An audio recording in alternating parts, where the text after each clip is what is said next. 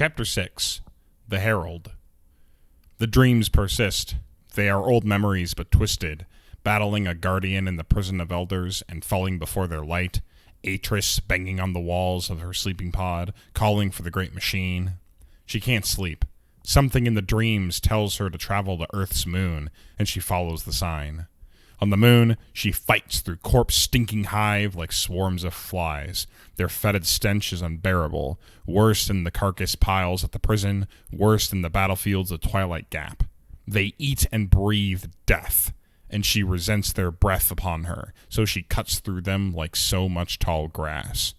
A night stalks her deep into the catacombs, staying on the edge of her hearing, matching her footsteps.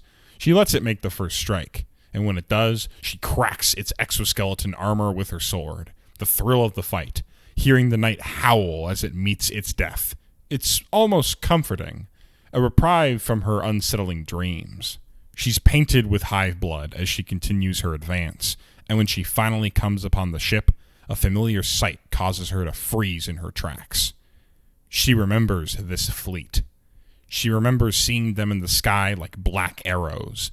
She remembers the space where the great machine was, and in the blank space where it wasn't. It was all a lesson in dependence, one that took many years to learn. This time, the black arrow speaks to her. She knows it's not Elixni. It's not one of those clumsy tongues of Earth, nor the living speech of the reef.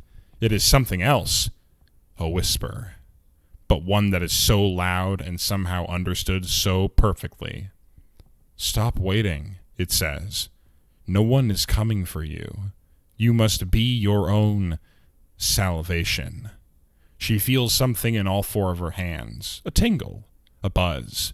It reminds her of the broken arc spear. She clenches and unclenches her fists, staring at the sleek surface of the ship. There's power here. Power that she can grasp, but not yet. A waking dream strikes her like lightning. She is transported. The bleak gray dust of the moon falls away, and she stands in a white plain of whipping ice and snow.